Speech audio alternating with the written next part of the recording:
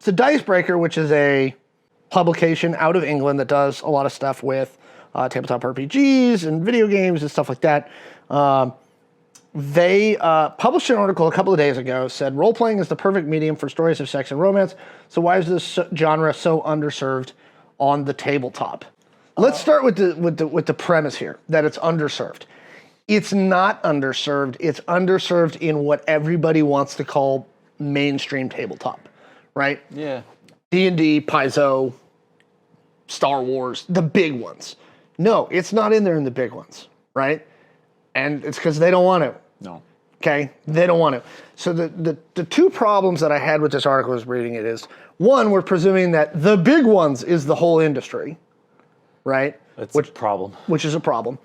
And then secondly, the issue is, my issue with Dicebreaker on this one was, you're a solution hunting for a problem, or you're a question hunting for a problem. You think you want that, but you don't.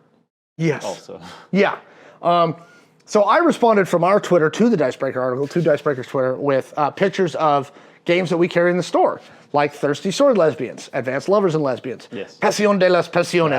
This is what I thought. Yeah. Okay, where you can do those kind of scenarios, right? We have those in the store. Go to Itch.io and look it up. You will find romance and that kind of RPGs all over Itch.io. Yeah, I've played some games that I'm. Yep. So, this is the other thing that Dicebreaker I don't think does well in their article, and this was my critique on this. Beyond the basic of, you're calling the mainstream like AAA level freaking stuff. Yeah. The industry. Yeah. And two, the games out there exist, they're just in the indie space, right? And you just don't want to pay attention to it because it's the indie space. Yeah. Right? My third premise is this. Games like that are not what I would call a daily player, right? The reason you don't see more of that in the mainstream thing is it's got a limited market. Like we were talking about yesterday, tabletop RPGs are first off a pretty niche hobby in and of itself. Second off, they're kind of expensive to make, right? Because we talked about this yesterday. Yeah, it's not cheap. And you are further taking a niche market, tabletop RPGs, and shrinking that market even further. Yeah. Right? And so, it's just there. Somebody in the TikTok chat is saying, I'll be in to pick up the game about sword lesbians. It's there. It is actually a standard stocking item for us. Yeah. The cover art of it is very reminiscent of the Advanced Dungeons and Dragons rulebook art, but redone, and it's great. It's a well laid out book. We have store copies for you to peruse if you feel the need. Well, also, I'm just going to say this, and Dog Dad mentioned this in the chat. I don't know about y'all, but I don't want my male character to have a romantic relationship with my guy friend's female character. That would be weird. For them, that would be weird. But also, there are people. Go. I'll just go. It's Pride Month, so F it. I'll just be out about it. I'm demisexual. Right. I don't, unless your name is Taylor, I'm not interested. I don't have any sort of feelings of those nature towards anyone unless I develop a very real connection with them. Yes. So the idea of sitting there at a table and role playing out a sexual encounter, aside from just doing it for laughter, is like, for me, is like, But we also get into like, every player needing to have their specific brand of fun at a specific amount of time, but that's just uncomfortable for me, and I wouldn't be interested at all in that type of thing. Yeah. Now I saw a lot of the discourse after this article, and I was going through a lot of the replies and quote tweets on Twitter. Yeah. Right. And the number one thing I thought, words are hard. Saw. The number one thing I saw was a lot of people being like, this would make me super uncomfortable. And then the flip to that, the reply to that was always like, well, if we weren't just such prudish, And I was like, look, here's the thing. I have met people and I know people who enjoy that type of role playing. Deeply, right? Enjoy that type of role playing. Anybody, and the majority of them, now there are always outliers. Yeah, of course. Right? There are outliers.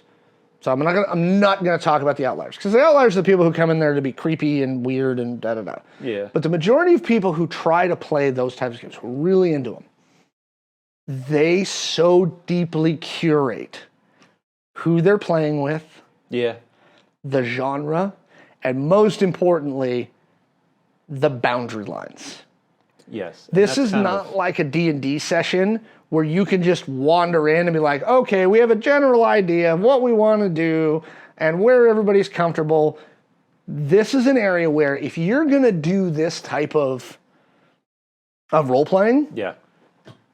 it's prep. This is not a daily play kind of game. This is not one where you're going to set up a weekly game night for a campaign playing that stuff. And that's what TikTok chat said. I think a group can kind of just do whatever they agree upon. So if you agree to serve those narratives, then send it. And it's not like, and here's the thing about that article, are they upset that there's not a specific chart on roll for schlong size? No, it really seems like they want... The basic math is there. You can do anything. It really seems like they're like, why doesn't one of the major publishers publish one that's a sex and romance? So first off, Wizards is not going to publish anything besides Dungeons and Dragons. No. They used to do that, right? Yeah. They used to. Wizards of the Coast published a Star Wars role-playing game. They had D20 Modern. They had frickin' Cthulhu-esque stuff. They had the Spy one. They used to release a crap ton of games, different genre games, okay? What they determined after the 3.0, 3.5 era was, this is not our strong suit. They tried to turn D20 into every genre, and it didn't work, right? And so what Wizards did is they went back to what they're good at. We do Dungeons and Dragons. That's it. So it's there. Sorry. TikTok channel, advanced rules, that's right for it. So, by the way, this is what happens. Hang on. If y'all want to know what happens, there was and this is one of the reasons the OGL thingy got all big and thing. You can Google this, and you can actually find this game now on in PDF. So somebody in the 3.5 era under the OGL released the Book of Erotic Fantasy. That sounds exactly like something that would be published in that time period. Yes. And it's under the 3.5 system. It was published under the OGL, and Wizards lost their ever-loving minds. What's the O and OGL stand for? Open. There you go. Oh, no, they still got mad. Wow. Right. Here's the thing. The big guys are not going to publish it. The people who want to play those games, there does exist games for those people. Right? It happens. Again, you should be able to tabletop roleplay anything you want, but this also kind of goes back to our YouTube video, and you all should go look at this, where people were asking us about, we saw a bunch of discourse about critique in the tabletop RPG industry. Yeah. And that new tabletop news thingy, they actually made their Kickstarter funding, surprisingly. They made it. Good for them. Good for them. The reason, this is the problem. This is the issue. Go back and watch that video. And this is Dicebreakers again. They're writing articles in search of a problem. Hang on, he's going to have to look at that one. Oh, okay. You knew somebody who did art for that book. Okay, that's neat. Nice. All this to say, if you want to do that type of role playing, it's possible. You can do it. It's out there. Yeah. Pasion de las Pasiones, right? But if you're gonna do that type of role playing, make sure, again, you curate your group. Yes. Consent is fucking critical. Safety tools are critical, and make sure you understand boundaries. Hey nerds, thanks for watching. Visit gamersheavenpnw.com for our merch store, which you can get cool shirts like this and rep some of my awesome art.